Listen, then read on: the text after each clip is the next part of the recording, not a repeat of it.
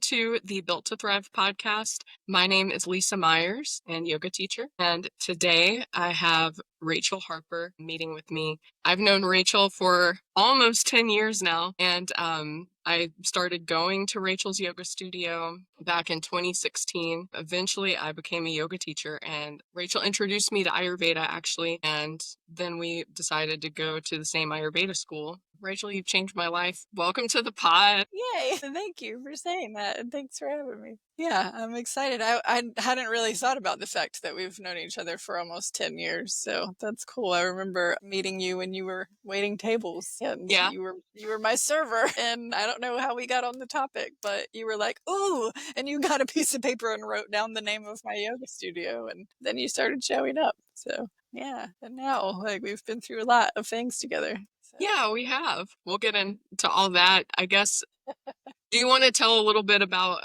Offbeat Wellness before we get into it? Yeah, so I'll just try and do a short intro to my business. So Offbeat Wellness is my wellness business. Currently, that looks like teaching yoga, doing private sessions of various different types, doing health and wellness coaching through the Ayurvedic lens, working with clients doing Thai yoga, stretching, and energy work. I am just beginning with more kind of specific Reiki.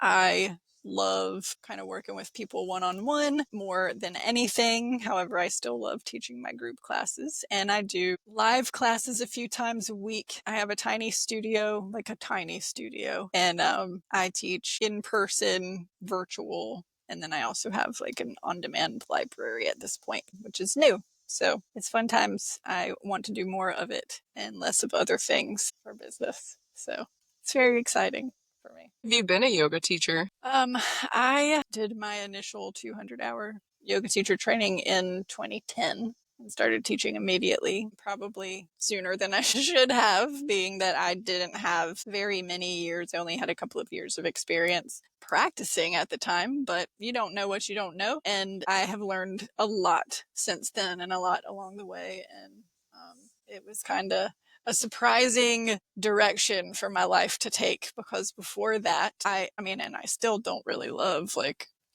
forcing myself to exercise, but somehow yoga is different than other forms of exercise, right? But before that, I was like playing in a band, and I had a photography business and worked in a corporate photography studio as well, doing still life styling and photography, and just a very, very different lifestyle that was not in the direction of health and wellness. So I went to my first yoga class. It was a hot power yoga class, which now I'm just like, I cannot love it every now and then, but mostly no. It's not for me. It's not for my pitta. But I remember very specifically being in waterfall pose at the end of my first class, completely depleted, and like feeling that feeling of being blissed out that people like to say, and was like, oh, okay, this is different. This is a thing that I need to do more of. And I started from there and started going like 4 times a week at like 6 a.m., which is also surprising because I'm not a morning person at all, but that's how much I loved it. So I've never heard you tell that story. That's cool. yeah, I don't know if I talk about that story a lot. It was so long ago. That was in like, I guess that was in early, like the beginning part of 2009. So like I said, I did my teacher training at the end of 2010. So it was like not too long before I did my training, and that was very life changing. It's funny, one of my friends and coworkers who lives in Hawaii was just asking me last night about an online yoga teacher training, and because she wants to do a yoga teacher training and she doesn't have a lot of in-person options where she is. And I was just telling her, I'm like, I might not be the person to ask, because I feel like you can never get the same kind of energetic and growth experience in an online yoga teacher training, especially a self-paced online yoga teacher training, that you get from being in person with the other people. It always comes back to me as like a really fond memory of like getting to know these people going through this huge life-changing event together. And as much as I'm sure that there are plenty of online yoga teacher trainings that are more than enough to get you prepared to teach, I feel like that experience is one of the most important parts, and it gets lost, you know? Well, and like I enjoyed my yoga teacher training, and it's like a 9-month process if you don't do the consolidated ones, right? And so I only had one teacher, and which I don't know if that's the norm, but I felt like at the time when I was looking around, there usually the 200-hour trainings, there seems to be multiple teachers involved.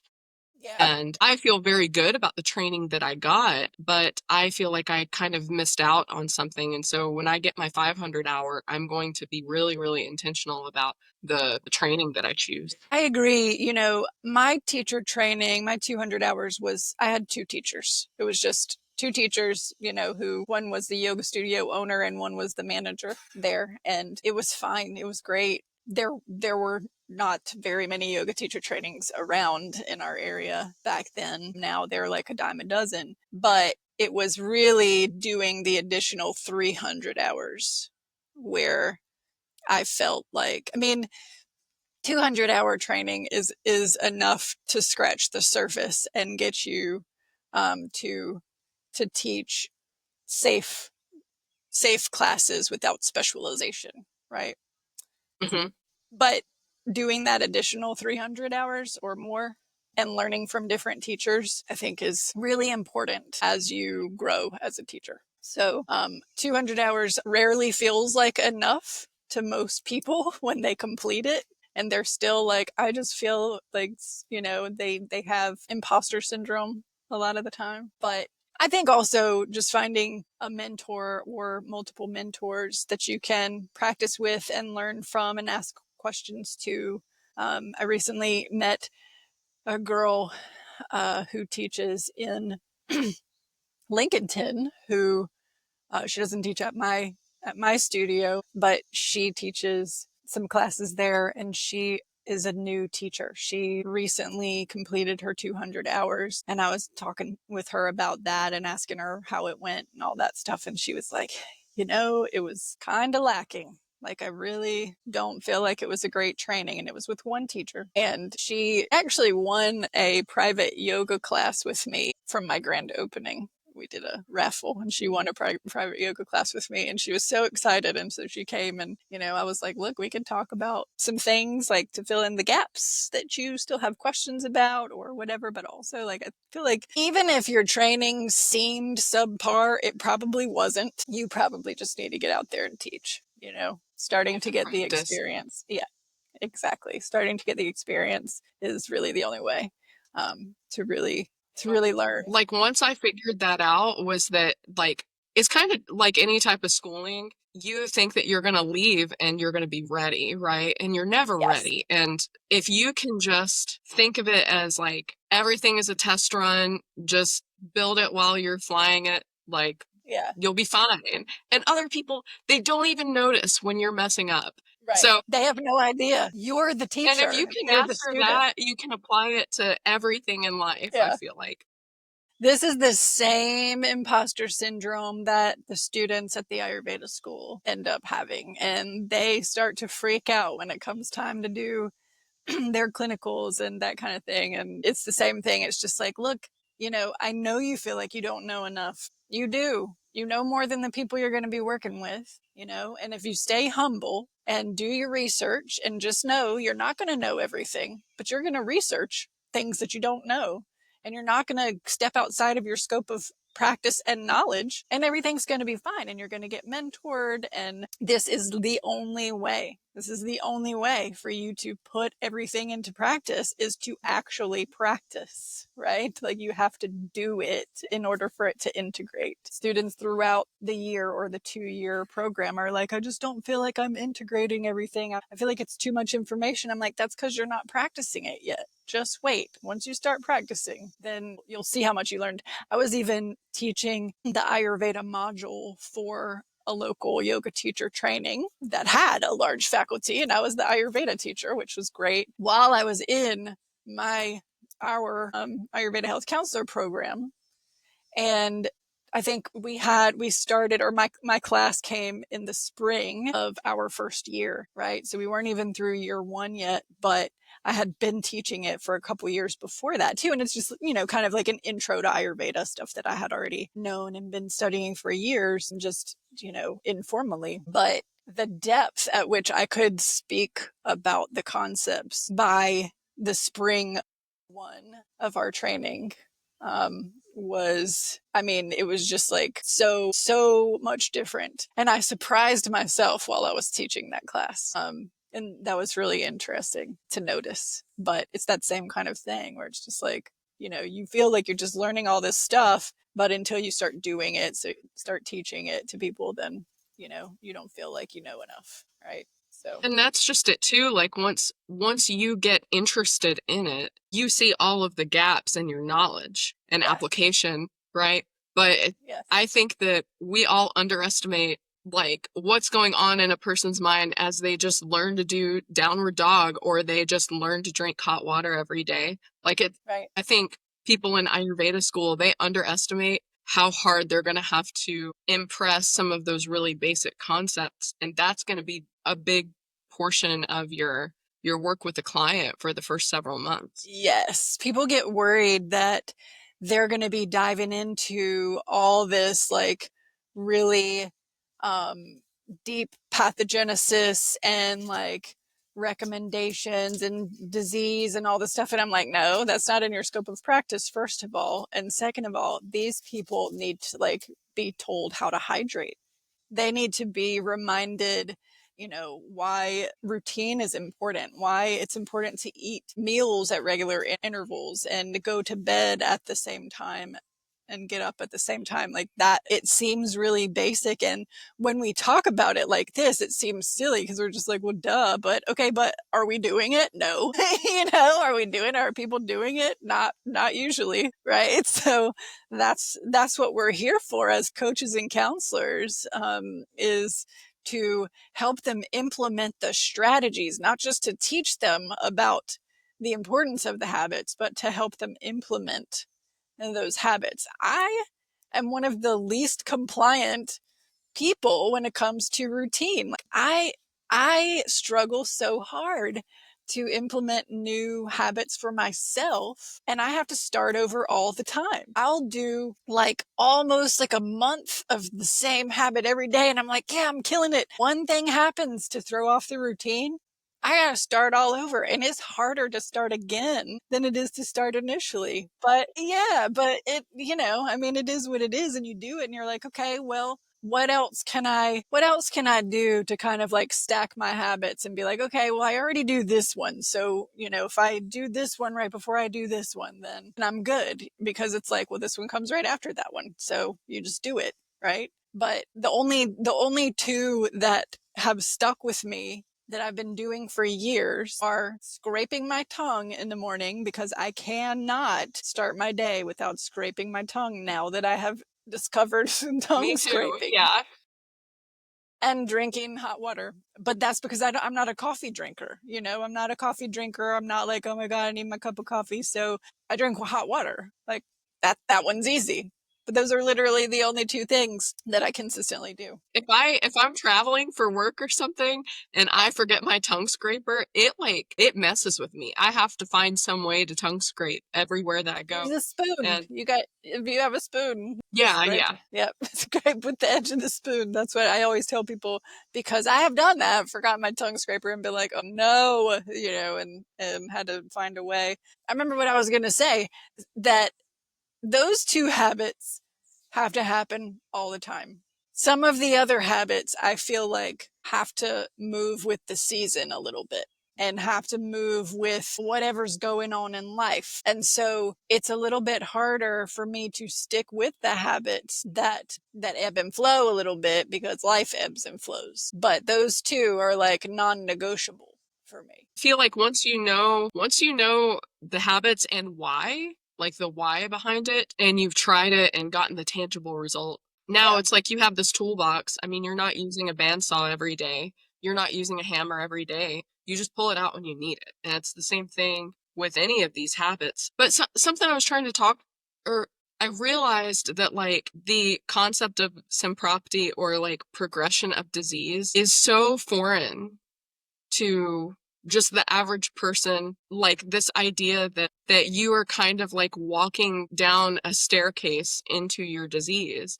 And what Ayurveda helps with is kind of helping you just slowly come back up the stairs, and that it's tangible, that you can notice it and feel it as you try out these different habits. It's weird. Yeah, I really like that metaphor. I've never heard that or thought about it like that, about this going down the stairs and back up the stairs. Yeah, that's a cool way to think about that. Yeah. But yeah, And like like people, by the it time is you go to totally a foreign right. concept for people. Like by the time you go to the doctor and you're like, "Hey, I've had really bad diarrhea and skin issues for months," like you're kind of in the basement and it's going to take a little while to get back out. Right. But if it's Well, just that's an important point too, is that like with Ayurveda health counseling, it's a challenge for people because, I mean, for many reasons, because change is hard for one thing, but like you said, depending on how long you've had an issue, it's going to take longer. Like the longer you've had the issue, the longer it's going to take to rebalance. It's not magic. You're not going to start drinking hot water and like immediately see, that you lose weight or you have better digestion or whatever else. It's not magic. It is going to take a little bit of time, and it depends on how many different imbalances you have too. And I wanted to circle back to what you were saying about the toolbox, and that you're not going to use a hammer every day. You're not going to use the bandsaw every day. When I first started learning about Ayurveda and I was seeing my practitioner, um, initially being like a very pitta kind of rule follower. Rule follower is not the right word to say for me because I am rebellious, but also like I want to do things the way, like I want to follow the instructions and do it how it's supposed to be done, right? There's some perfectionism mixed in with my like excess vata. I just wanted to do everything that he told me to do, and I kind of used him and my meetings with him as accountability for that. And then one day he's like, Rachel, you're not going to do these things all the time. You can't eat like this every day of your life. You only do it when you need to. And then I remembered back to, well, later I did my yoga teacher training and I learned from another teacher. And one of my favorite quotes that I say from her all the time, I say this to my clients: it's not a problem unless it's a problem, right? Like, you don't need to fix it unless it's a problem right now. You don't need to do anything to fix it if it's not a problem, right? And there's all these different things that we learn about when we learn Ayurveda, like, oh, this imbalance, this causes this imbalance or whatever. But if it's not causing that imbalance for you, you don't need to fix that one right now. There's nothing to that's a fix. really, really good point. Yeah. When So people it's are not a like, problem unless it's a problem. well, because I think that's right now, there's advice for everybody. Like everybody needs to take a probiotic supplement. Everybody needs to do X, Y, and Z. And that's not the truth. And it's like, there are so many people that they aren't even aware of when they need to go to the bathroom or when they need to drink water or when they are hungry. And it's like, Yes. if you can learn how to pay attention to your body and just be in it.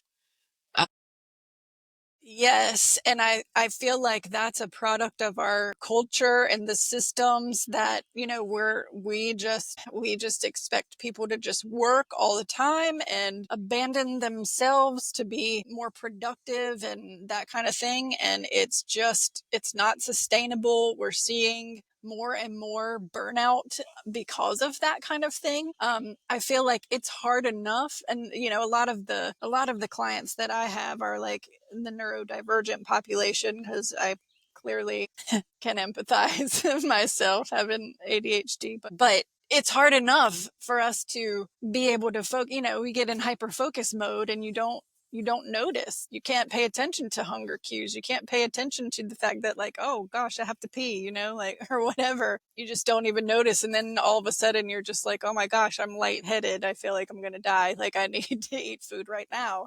If you had any idea how many alarms that I have set to go off at intervals during the day that I also then ignore because I'm in the middle of a task, and then, still have the same problem, right? Yeah. Yeah, it's interesting. I feel like there's more and more of that feeling of kind of just being more and more scattered and things like that. But it's whether you actually, are neurodivergent or it just feels that way because of the expectations of your job or whatever it is that, I mean, maybe it's your kids' school activities and things like that. I mean, kids are having to do more and more all the time, and then it puts more and more on the parents. I mean, that's not healthy for any of us, kids or parents Yeah. alike. So just that Well, and busyness. like we were talking about the neurodivergence stuff a little while ago before we started recording, and I think there's a couple of different aspects of this that I want to explore. And number one is like I feel like I haven't leaned too far into learning about that because when I look at it through Ayurveda, I'm like, oh, these are all symptoms, and generally it's in alignment with Vata imbalance. And I feel like it's all important. It's important to know that to recognize, oh, this is a symptom that I have. This is a problem Yes. that I have. But then I think rather than like spending so much time just completely identifying with that, and I feel like that's happening in our society. Everyone's very concerned with identifying with a label, which is good to know. But I guess I'm more concerned about what is the actual symptom and can I figure out like what's Yes. exacerbating that symptom. Yes. And it kind of, I know, like before, you and I've had this conversation a long time ago, but I was talking about how in elementary school, when we were learning about the digestive tract and the digestive system, I almost had this feeling of like, oh, I know this system's in my body, but it almost seemed like if I ate something or did something, it was going somewhere else to be processed. Yeah. There was no association with like, this is happening in your body. Can you Yeah. notice it? And I think that I don't want to dwell too much on all the problems of our society because I can't fix all of that. But what I can fix is like, hey, I noticed that you don't notice the cues in your body. Let's just tune into it and figure out what's going on with you. Yes. I agree with like all that you're saying here. And, ADHD and other, neurodivergence, it's very real. It's very real. These are real diagnoses. They are real things that we have to work with. But I also agree that, okay, like once you have identified what that diagnosis is and, can kind of figure out, okay, well, this makes sense. This is all starting to make sense to me now. Like, okay, is it more important to continue to just identify with that or to do what you can to balance the symptoms or the challenges, right? And the other thing that you're talking about like learning at a young age how to tap into felt sense and feel our bodies and understand how things work in our actual bodies and like touch our belly and feel the organs in your digestive system and that kind of thing. I mean, I'm very much into body awareness as far as my yoga classes go. My main focus is like, okay, body awareness, pause, notice how you feel, notice the right side versus the left side. If we've already done everything on this side and we haven't done it on this side yet, can you tell a difference?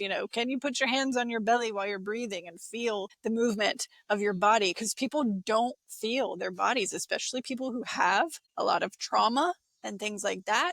They are outside of their bodies because their body's not a safe space for them anymore, right? And we want to bring them back into their bodies and feeling safe and in control. And this is like such an important thing. And why aren't we doing this with kids more? Why has this not been a thing that we did when we were children? There's just so little of that. I mean, there's more and more happening now. There's a lot more kind of yoga and mindfulness practices, I think, being introduced at a younger age. But I think that it definitely needs to extend to the digestive system. People also don't realize that probably 80% of disease starts in your digestive tract.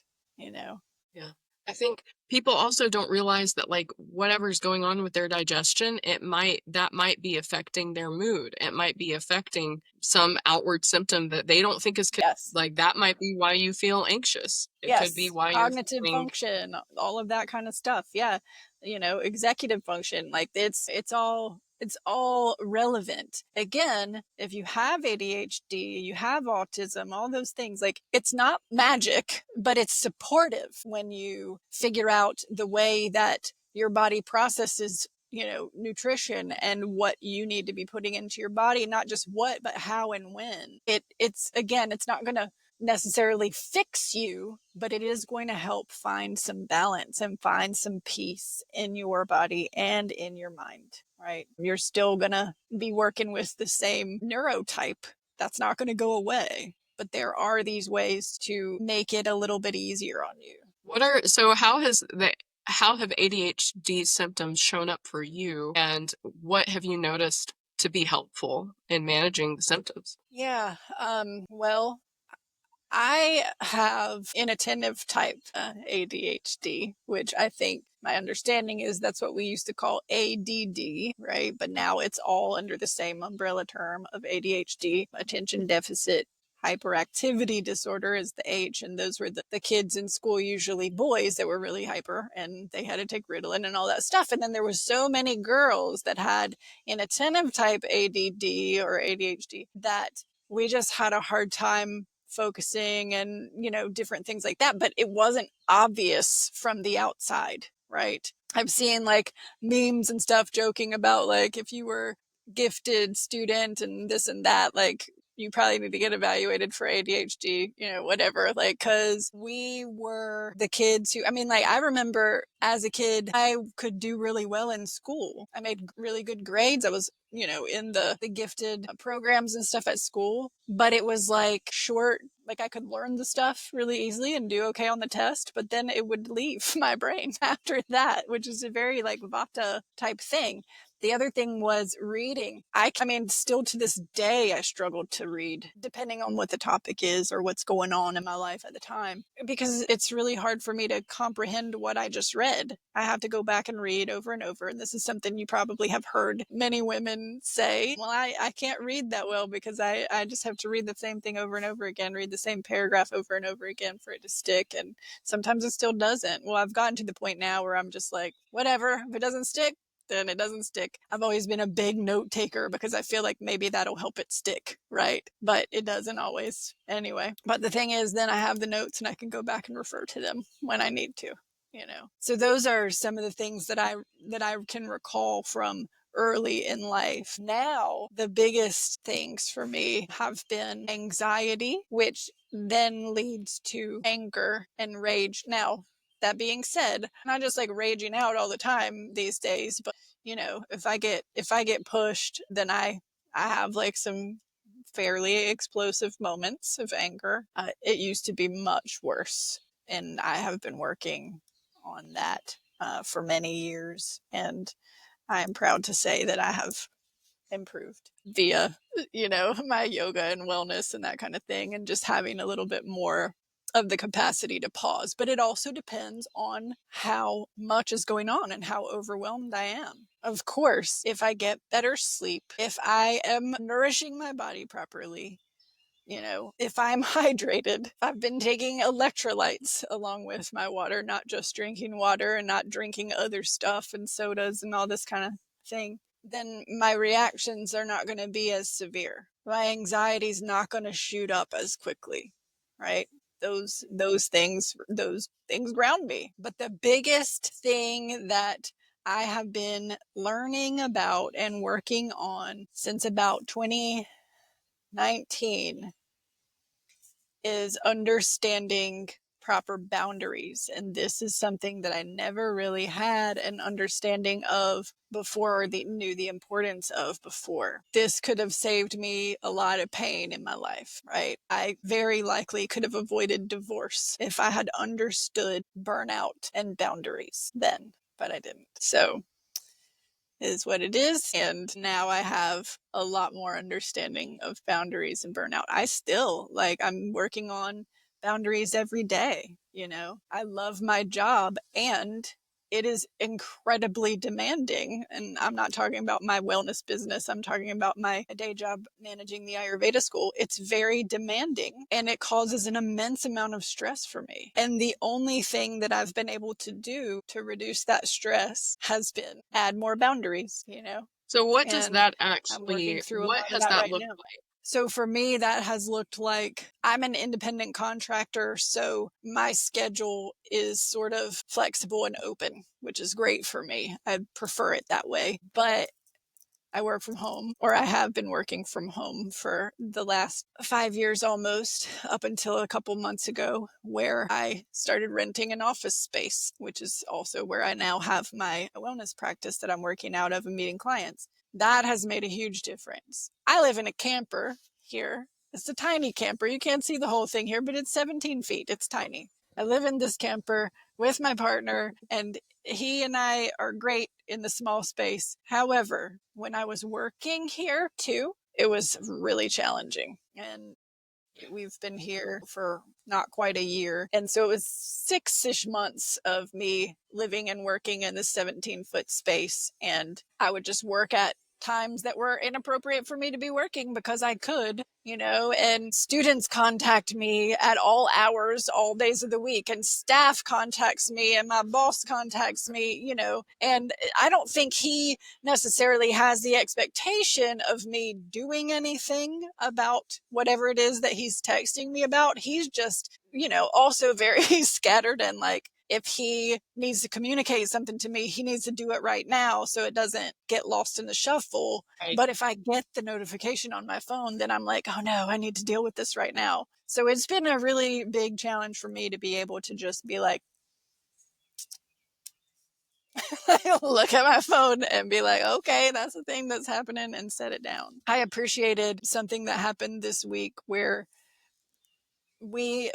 our school is a state licensed college, and we had our just routine audit this week. It's an annual audit, and so we have to do a bunch of stuff to get ready for that, and then the audit happens, and then we hear back from the auditor, and they give us okay, they have questions for us or whatever else. And he said, well, I heard back from the auditor, and I put the questions that she had on this document, which you can look at it. And then he was like, you know what, don't look at it. He's like, just don't look at it. There's no point. It's all stuff that I have to do anyways that you can't handle. It's not stuff for you. So don't even look at it, because there's no reason for you to have to worry about it. And I was like, okay, thank you. I appreciate that. That's Because he awesome. knows that, That's really he good. knows that he knows.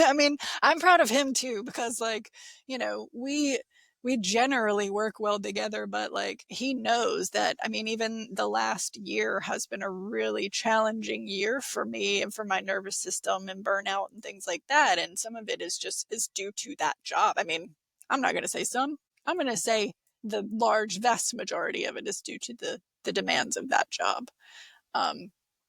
But so it was nice for him to acknowledge that, you know what, there's no reason for you to look at it, just don't, Yeah. so that was nice. That was a step in the right direction of him like helping me support my boundaries, right? So it's little things like that all the time. So it's really hard for me because I am a person, because I have I have a fairly short attention span unless I'm like in hyper focus mode. I get distracted really easily, forget what I was going to say while I'm in the middle of a sentence, like that kind of stuff. This is all a whole lot of vata imbalance, right? Some of that comes from my constitution. Some of it comes from events that have happened and various traumas in my life and that kind of thing, that all kind of bring you into further vata imbalance. But a lot of it's just constitutional. I've never had like a really strong memory for important stuff, right? Like, I remember stuff that's Yeah. not important, but important stuff, it's like, Yeah. Why is that? I don't understand that. Everyone always says that too. And I'm just like, yeah, I hear you, because that's me. But anyway, Mm. so that has been a recent struggle. There's been some changes with the job over the last year because it ebbs and flows, and it's a high demand job. Like I said, it's interesting too because it's managing an Ayurveda school, and it's like causing more vata imbalance for me. But I know that it's not the school's fault. It's my unclear boundaries, right? Like, Right. I I have think that to that's yeah. I have to I have the think boundaries. that's I have to follow my own, like, body awareness and mind awareness and all that kind of stuff. And if I'm not doing that, that's on me. I think that's pretty common just in jobs in general. And the other thing is like people aren't taught how to be managers, right? So like it starts at the top, somebody panics about something, they get out their phone or they send some urgent email, and then you get it on your phone because you have email notifications on Right. because you don't have that boundary. And you're watching a movie at 9:30 and you're like, what the fuck? Yeah. Like Right. then you text your like it's just this wave of It just, anxiety that yep, and if plows you through the can whole create that stuff. boundary, you can be like, okay, we're going to send a wave of calm back where that came from. And I'm Yeah. going to, I, I think that like if you have that body awareness too, and you can say like, okay, this made me anxious. I didn't even have to look at this right now. Yep. What can I do right now to make sure that this doesn't happen as frequently? It's transformational is the only word I can think of. Yeah. And I will say this too. You reminded me, I do not have email notifications turned on my phone. And I haven't for Mhm. years. For years, I haven't had email notifications turned on my phone. So if anybody's ever trying to email me and it's something urgent, you have to also text or call me because I'm not going to see it until I open my email and decide to check it. And this is one of the boundaries that I did Yes. set in place years ago. Now, the ability to avoid checking it when I'm not at work or when it's not, it's supposed to be downtime. That's a whole different thing that I have to work on, right? Because that's not as easy as just turning it off, right? Like I can't just flip a switch Yeah. in my brain to not check it. But I do have text notifications because, part of the nature of my job is that there's some level of me being on call all the time because my boss and I are the only two people who can do certain things. And we have students all over the world in all different time zones with all different schedules. And we need to, like, if there's something urgent that comes up with one of them, somebody's got to deal with it. So, Hmm. that's again just the nature of the job. And my life is for like supporting other humans. And so I am just kind of like, all right, what do I need to do to help? Like that's just me. That's what I do. I like that. And also, um, that's another boundary that I've had to learn in my personal and professional life is I can ask how I can be supportive, but then I have to stay in my lane. For many, many years, I didn't know how to stay in my lane when it came to trying to support people. It's like I didn't realize, well, they didn't ask for your support. So what are you doing? Like you're depleting yourself to try and support someone that didn't ask for your support. And at the same time, I feel like there's a fine balance because some people need support and they don't know how to ask. So that's where the Right. how can I support you? Is there some way that I can support you? Do you want to talk about this? Instead of like, just jumping in there and like trying to do things or whatever without being asked. Then applying that same lesson of like I wasn't asked for this, and if you bring something to somebody too early, whether it's health advice, whether it's like Yep. anything at all, They can't hear they're it. going to see you as an annoyance.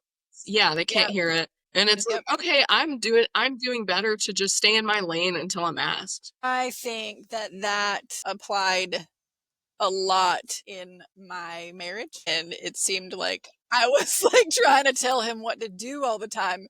And I'm seeing it as like, I'm trying to be supportive. Like, I'm trying to make your life better. And he's just like, oh my God, woman, like I think, and I can see that now. But at the time, I would just get irritated because I'm like, why is he mad that I'm trying to help him? Because he didn't ask for help.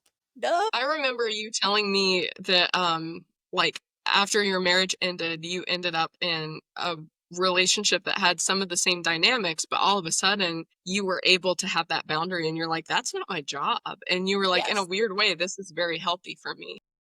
Yes, that next relationship with someone who had even more imbalance of vata and other things, even than my ex husband. I don't like to call him my ex husband because we're still like BFFs. Someone recently used the term wasband, and I liked.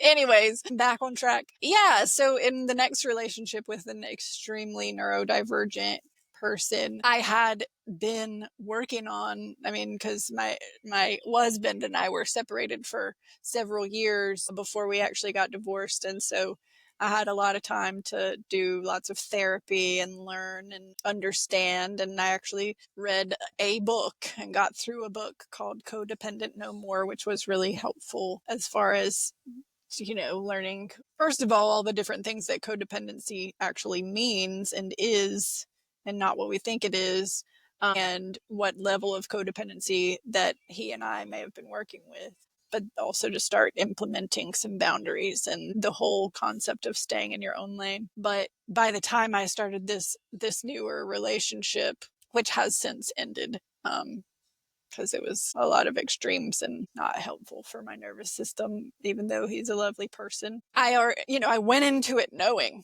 like, okay, well, this is going to be a ride because I already know this person for a long time. And I knew that he had some extreme highs and lows. And I was just like, going for it. And then I realized that, like, oh wow, I'm actually doing really pretty well with this because I'm not taking on his stuff. Like, I could sit there and listen to him and I could talk with him when he, came to me, but I didn't like impose my help on him, the Well, way you that weren't like I taking did. responsibility for I him. wasn't taking responsibility for him either. But that Yeah. again came with a lot of therapy and, my therapist reminding me all the time, like, not your responsibility.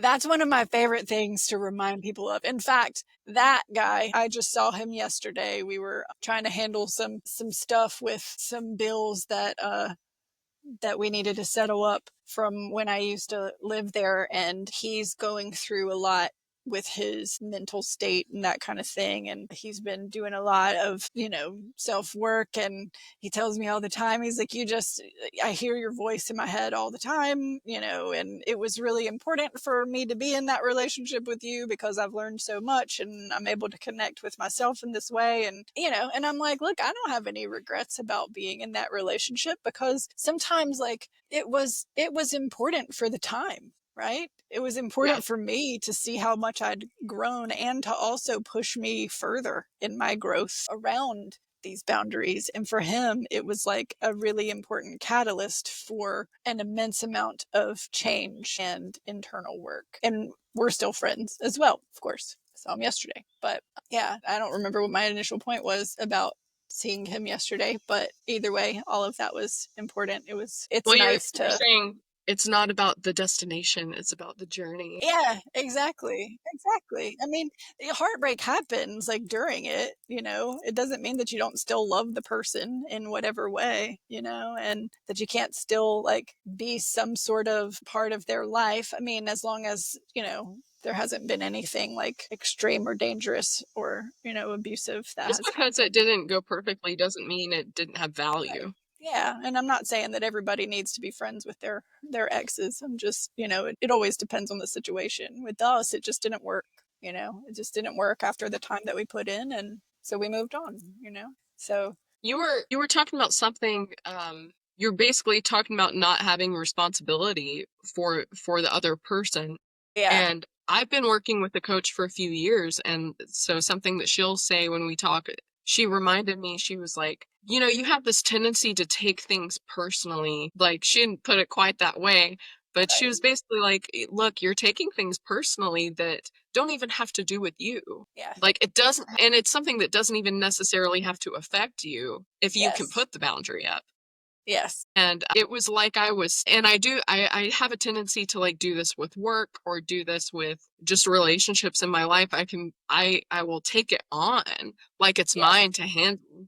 That's like, now I've gotten a lot better through coaching, through just all these different practices of just thinking about like, this isn't mine. I don't have to carry it with me. Yeah, I exactly. don't have to take it personally. That's what I was talking about that I lost my train of thought on was when I was talking with him yesterday. He was talking about how, without sharing too much, he was talking about how his personal actions and like unfortunate situation is affecting some family members of his and that it's causing them to fight or to have a rift. And because one of them is trying to like be more supportive of him and the other one is trying to like be like, okay, but like he needs to, we need to let him learn his lessons. And he understands the concept of being enabled and that kind of stuff. But I had to remind him, like, it is not your responsibility to act a certain way so that these two don't fight. That doesn't actually have anything to do with you. The other thing that comes to mind when you talk about that is, because I was talking about enabling in a conversation this morning, actually. And it's like when you enable somebody and you're getting personally involved in something that they need to figure out, you're kind of taking away their ability to grow that muscle. Like they have to get the reps in of solving their own problems. Yes. And that can happen in a lot of different types of relationships. Yes, 100%. And that has been hard pills to swallow for me. It's just like the amount of enabling that I've done with different people in my life, friends, relationships, romantic relationships, like whatever. I mean, work relationships, like the more that you just take on and do for people while you're thinking you're helping, sometimes it's making things much worse. Yeah. And you're kind of creating, like we were talking about the toolbox earlier, you're making yourself one. I don't like to put it this way, but you're making yourself one of the tools. It's like, hey, when I end up in this situation, this is what I reach for. Yeah, exactly. Exactly. And then, if you have a struggle with boundaries, then you have a tendency to jump in and help that person, even if you don't actually have the capacity to do it, because you know that they need you. They need you. Right.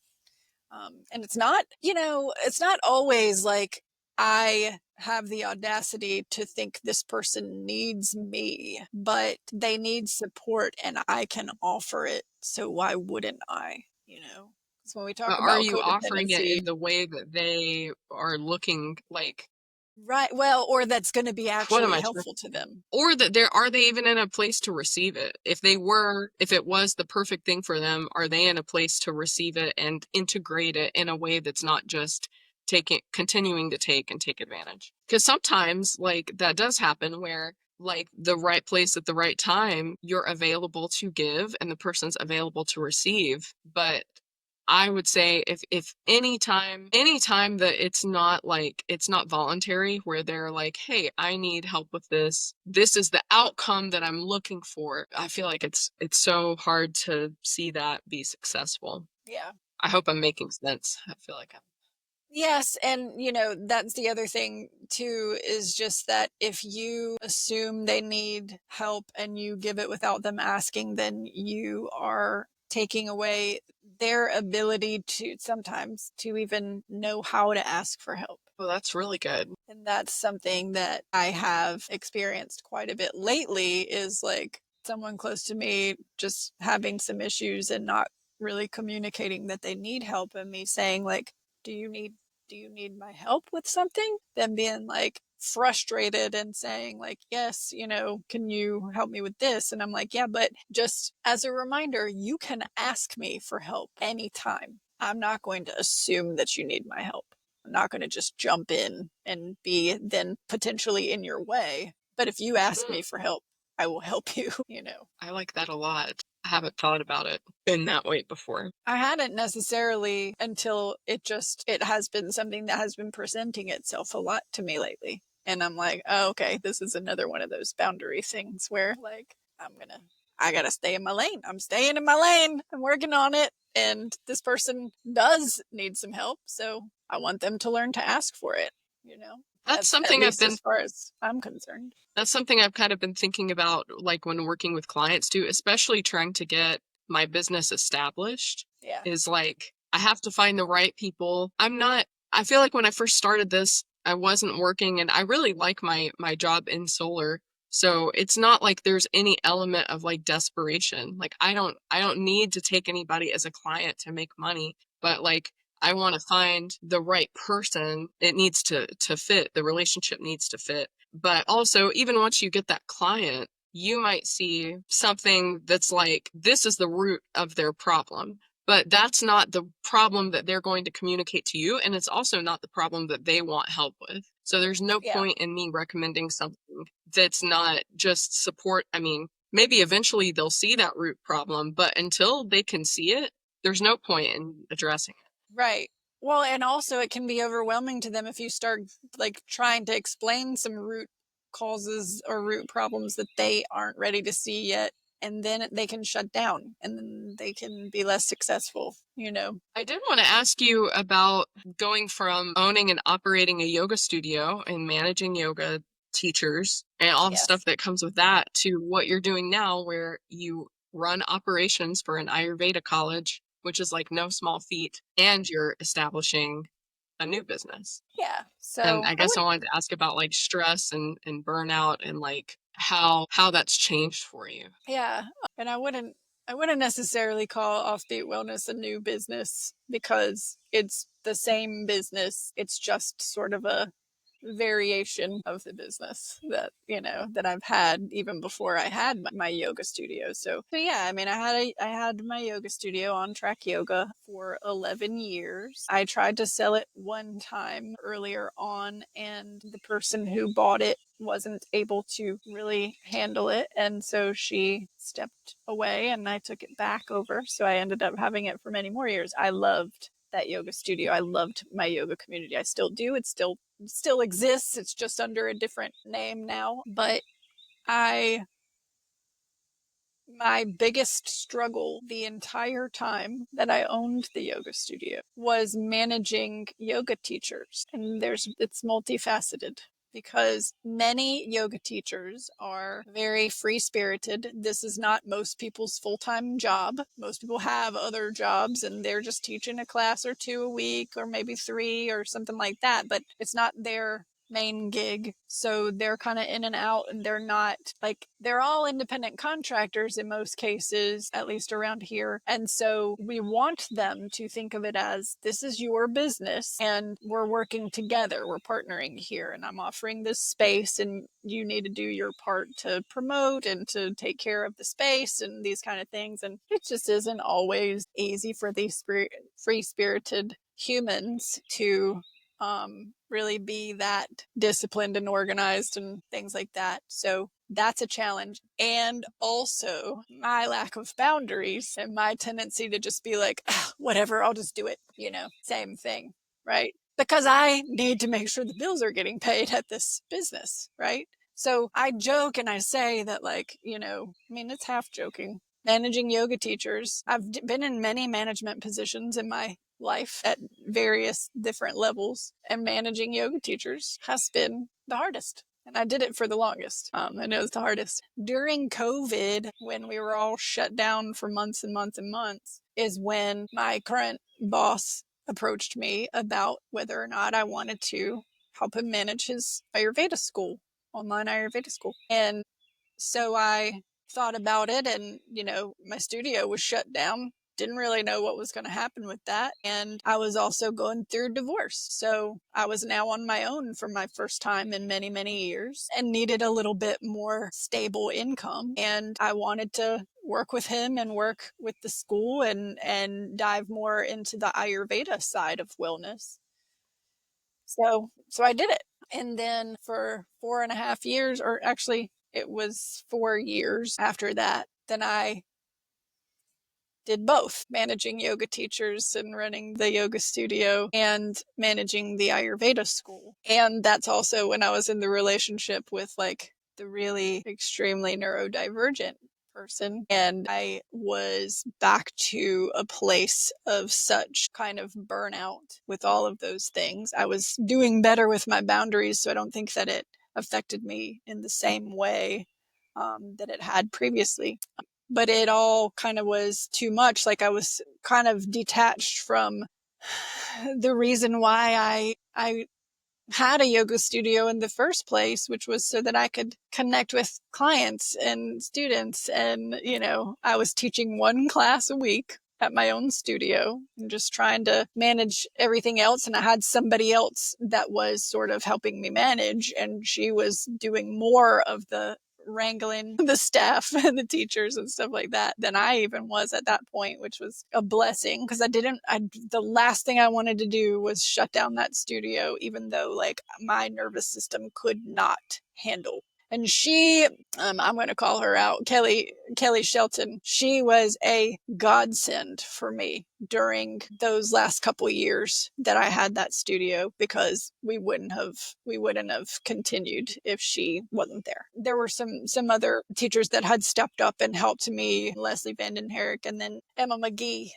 So I said, Emma McGee had helped me with some kind of management and admin stuff, but then Kelly really stepped in and was really kind of like helping me manage the staff. And, at one point we had like a text thread of all the staff members, all the teachers, and I was trying to work my full-time job with the Ayurveda school and, run the studio and teach when I could and all those things. And every time somebody would ask for a last minute sub request, my nervous system would just go haywire, right? And sorry, lost my train of thought. My nervous system would just kind of get really out of whack. And so she finally was like, turn the notification off for this text group. And I was like, is that a thing I can do? And so I did that. She's like, don't look at it. Don't open it. I will text you individually if I need you to do something. Otherwise, I'm handling it. And I was just like, oh my God, you were amazing. I have learned how to turn off individual text thread notifications and utilize that regularly. Anyway, so I think it was an interesting interaction that I might get to hear a little bit more about later. So I was talking about Kelly Ray telling me to turn off the notifications on the individual text thread. And that was like a game changer for me. And then she was handling it. I will also say that post-COVID, we had to move the studio twice because of the effects that COVID had on the health of the business. And so that was a lot to have to deal with in a short period of time. We moved 2 times in an 8-month period. And so it was a lot of stuff going on. So the last year, I had moved back into a previous space that we had been in for the longest amount of time. So it was nice. It was like coming home, and I got excited again for a little while, but then the burnout just kind of like came back. And then I was like, okay, it's time. It's time for me to step out of this role. I really want to focus more on Ayurveda and finding like one-on-one clients to work with. I still want this community to exist and to be a part of it. So, I found Deetra, who owns Down Dog Yoga. She already had a studio in Denver, and I texted her up and she was like, we were actually saying just earlier this year that we wanted to think about opening a second location this year. So yeah, I'm very interested. Let's discuss. And so that's what we ended up doing. And I'm happy with that decision, and she's taken it over, and she's got, a good little community building there, and I still get to be a part of it, which is nice. And I still teach my 1 class a week, and I come in and teach a workshop every now and then. And I think that students appreciate my presence there. And I think that it was really helpful for the transition of ownership for me to still be involved. And I think that, it's all hers at this point, which is great. So I continued to work my full-time job at the Ayurveda school. I moved into my camper. My current partner moved in here with me. He's wonderful, fantastic. We both have ADD, but it works really well. There's empathy and all of that. And so I feel the most balanced in my personal life and in my relationship, because I've learned all this different stuff about boundaries and burnout and all these things. And we both communicate very well together. Everything else in my life has been much more calm, but my job has been more stressful over the last year than it ever has been. And it's partially just due to the growth of the school and just the fact that, it's a smaller school, but it's kind of growing into a bigger school, and we have to figure out the balance, okay? Like when to add more staff and when to restructure things and that kind of thing. And it's too much for 2 people to manage all of the parts and pieces, especially to people that have a lot of vata. Yeah. So it's a constant kind of like discussion about like what direction we need to go, but then also figuring out how to implement changes. So it's been an extremely stressful year for the past year at the job. And I was just telling someone that I feel more burned out and more stressed now with just that one thing than I did when my relationship was causing, more dysregulation, and my yoga studio and like all this other stuff in my life and my living situation and all that stuff. Everything else now is like very calm and chill and balanced, but the job is the part that is causing the most nervous system dysregulation.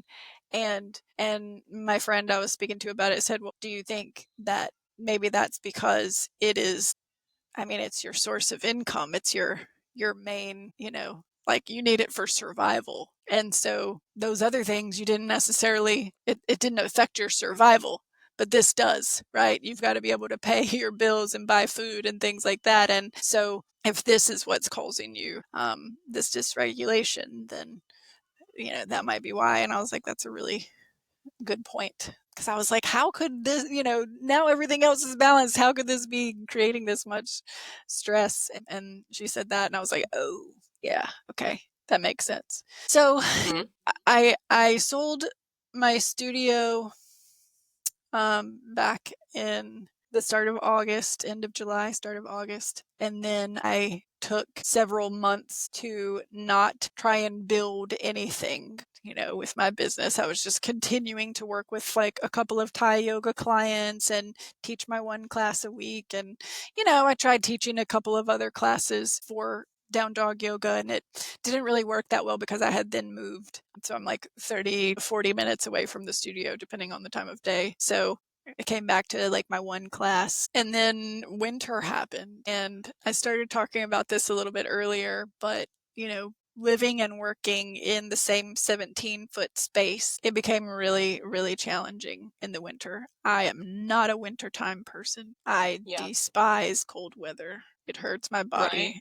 It's the worst, right? So I stay inside. I mean, most people stay inside more in the winter, but like I don't like to be outside at all. So you were in the camp, I was in the camper. If we had a nice right? day, I would come out here and sit and work so that I could get like a little bit of fresh air and a little bit of sunshine. I redecorated the whole camper and all this stuff because my therapist was like, listen, I understand like you're having some seasonal depression, aren't creating, what are you doing that's creative? Like what are some things that you can do in this season that are creative? Because it was for the first time I wasn't like building a business, right? I was managing someone else's business, which is not the same thing. Yeah. And so I started trying to do little things here and there, and she's like, oh, take some vitamin D, these kind of things. And then there was one day where it was like a Wednesday or a Thursday, and I was there working, and I realized I hadn't been outside the camper since Sunday. And I was like, no, this is really bad. Like, this is really bad. I'm just like sitting in Right. here working and like hiding out from the cold, and just feeling worse and worse all the time. And all of a sudden, like a little angel, Sabbath Ortiz from Self Care Sunday LLC, the massage therapist and someone that I have known as an acquaintance since middle school, but was not close with. But she was close with my partner and my brother at one point, and a bunch of friends out of the blue called me up and was like, hey, I know you closed your yoga studio. Are you still working with clients? And if so, would you like to share this space with me? Hmm. My business partner and I are going our separate ways. I have this space, I have an office for you, and I have a small yoga room that we can share. She also teaches a little bit of yoga along with all of her body work, and she's really gifted at what she does. I just want to throw that in there. She's amazing. And so I was like, well, let me think about this. And I went back to my husband because he is always really helpful at, helping me work through business decisions. That's one of the things that we've always done really, really well together. Um, and he and my partner both came in and looked at the space with me and, talked about it and that kind of stuff. And I decided to do it. So in March, I moved in there. So now I have this office so I can go to work and I can come home. And I was just saying to you when we were taking a little break that I have a work computer and a home computer, and I cannot access my work email and things like that on my home computer.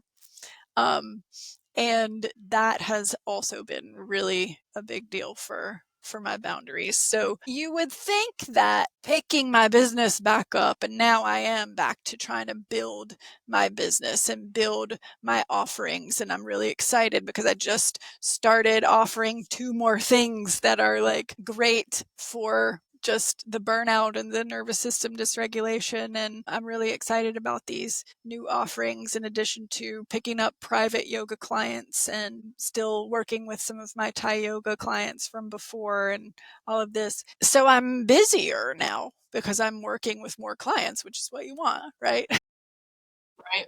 But I'm feeling less burned out specifically because of being able to, there's physical boundaries now. My office is 25 minutes away from where I live, Yeah. so it's not like I can just like pop over there and do some work. And, it's been a game changer to have a separate space for me. As much as I love having the option to work from home, and I'm not going to lie, there's been a couple times where I've been like, well, I'm going to go into the office late. Let me jump in here and do what I can do. I have a Gmail for my work, and then I have another work email that's the one I can't access. I can access the Gmail and I can do, certain tasks through the Google account and the website and that kind of thing, but it's easier to have that boundary. So I have done that a couple times where I just didn't want to get up as early, so I'd like work from home in the morning and then go in to the office. But that's been a huge game changer. Some other things have happened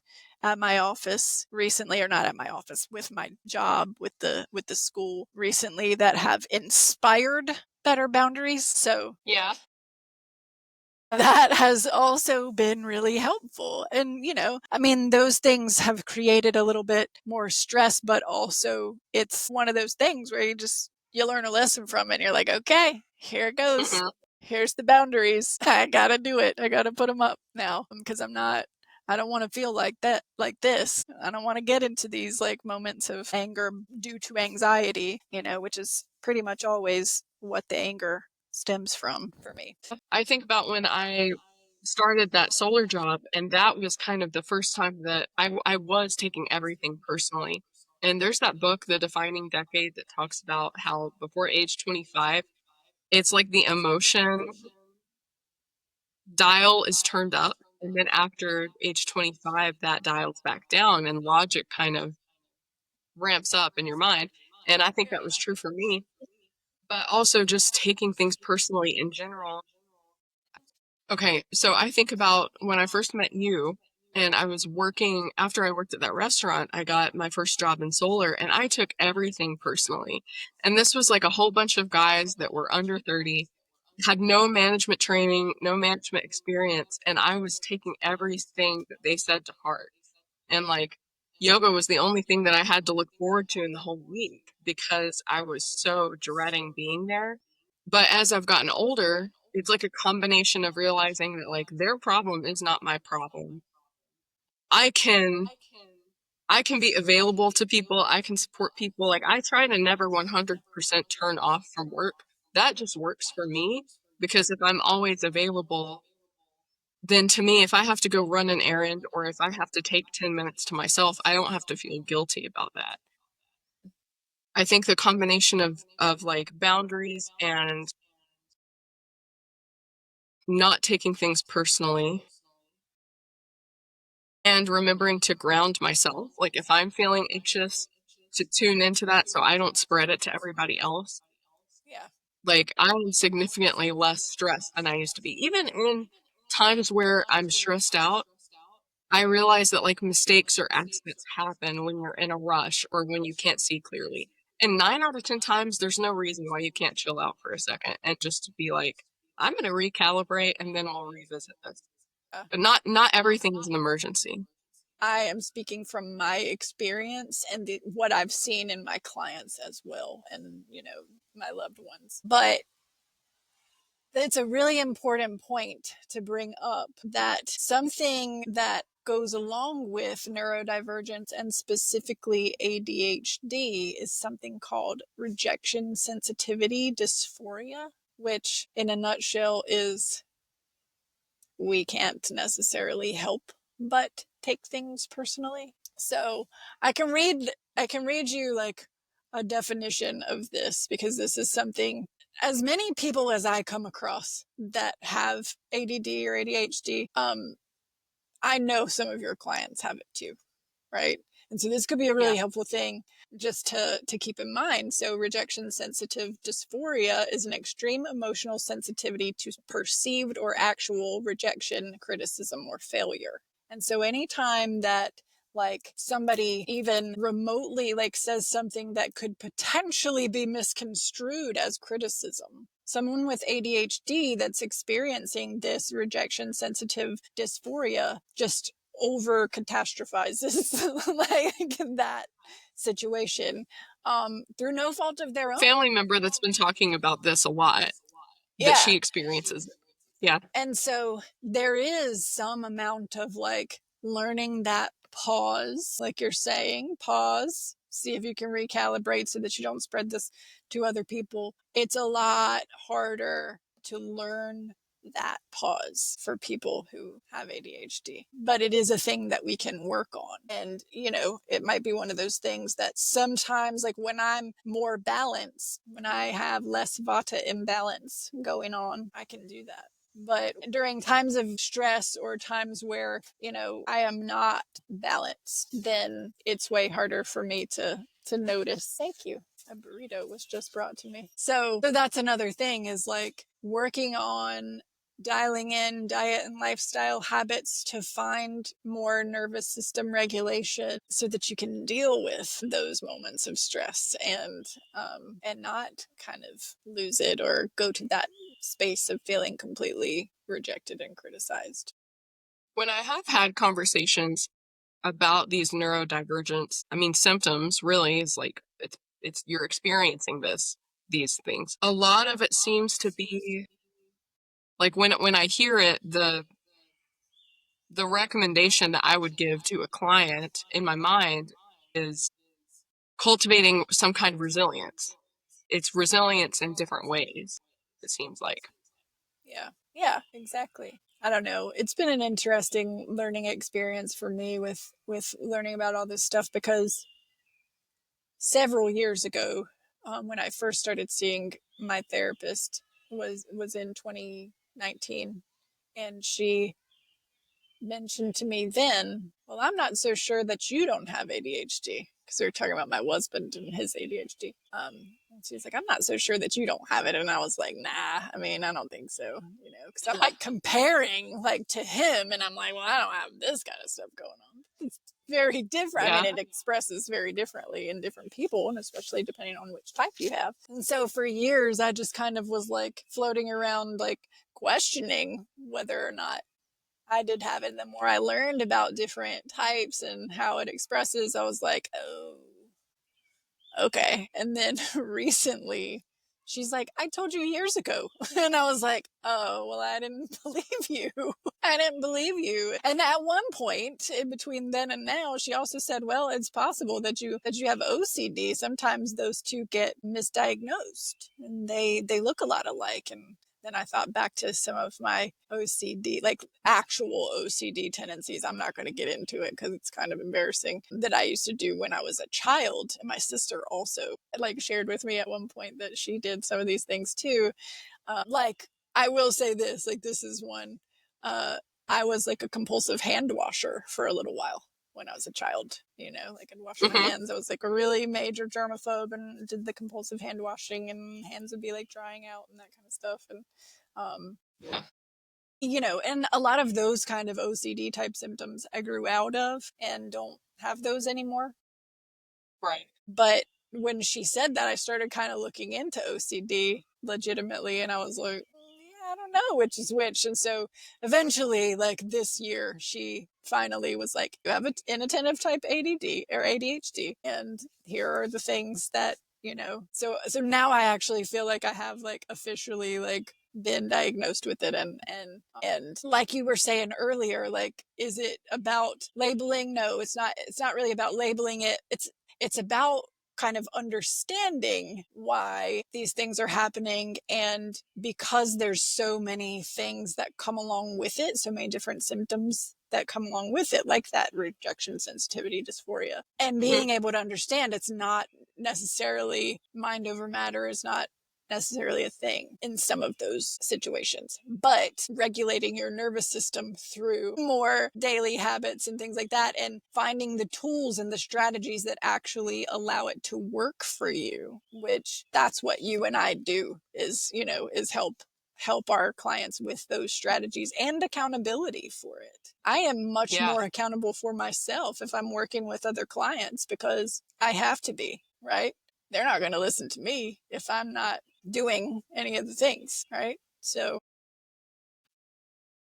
like an example that comes to mind, and I want to ask you if this is your experience of it, is there's that Buddhist teaching about suffering where they're like, the first arrow that goes in you is the suffering, right? And like in this sense, it would be the ADHD and the symptoms you experience. But then there's the second arrow, which is the self-criticism, the self-hate, the negative self-talk, ruminating thoughts. And I think what you're expressing reminds me that, like, if you're experiencing these symptoms and you don't understand them, you don't have a name for them, you can't associate this and say, I have ADHD, this is why this happens. Yeah. Then you have that second arrow of like the negative self-talk, that once you have a diagnosis, that can go away. And you're like, I don't Yes. have to criticize myself. Now I can just focus on managing the symptoms. Yes. And it can be a double-edged sword, because once you have the diagnosis, then you can choose to go that direction. And you're like, okay, well, now I get it. Now I know why. So I don't have to give myself shit about it. But then you have to choose whether you're going to do what you can to support yourself better. Use the tools that you have at hand, or that other, you can work with somebody else to help you be accountable for.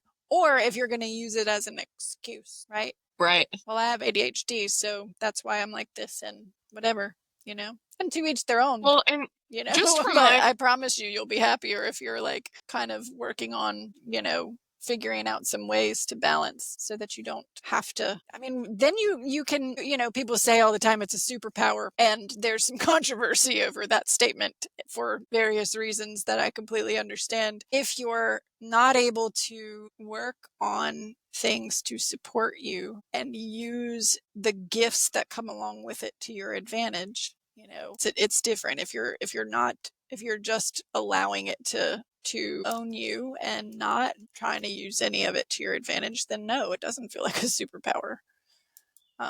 Yeah, and if you And can't it name never it, won't. you don't even Yeah. know the potential of it.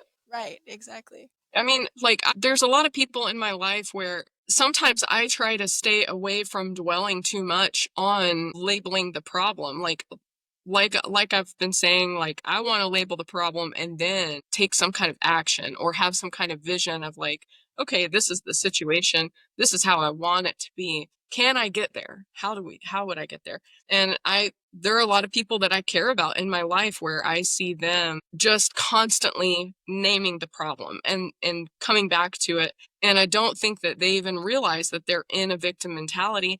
And there's no worse feeling Yeah. than feeling the victim mindset. And like, if you can find some way to overcome or manage those symptoms or that mindset, it feels so much more empowering to say Yeah. like, yes, I have this problem. And so I think like something I want to get better about is holding that space and having more present compassion for it, because I think I'm kind of in this place where like I see the problem of staying in that mindset too long, that maybe I don't sit and be fully present when somebody is like, this is it, this is what I'm going through. Does that make sense? Yeah, I think it does, and I like that you're kind of bringing up that aspect of it. Like, I don't know, I just lost my whole train of thought again. See how many times this happens in one conversation? I usually sit down and have like a face-to-face conversation for this long. I think I've done pretty well considering. Yeah, I think this has been really good. It's totally gone. Whatever that was is totally gone now. We were talking about, I was talking about like labeling the problem, staying in a victim mindset too long versus taking action, but like Yeah. it's valuable to acknowledge all the things that come with that diagnosis. Yeah. Yes. Yes, absolutely. It's valuable to acknowledge all the things. I'm in a group on social media, and it's called neurodivergent memes. And Uh-huh.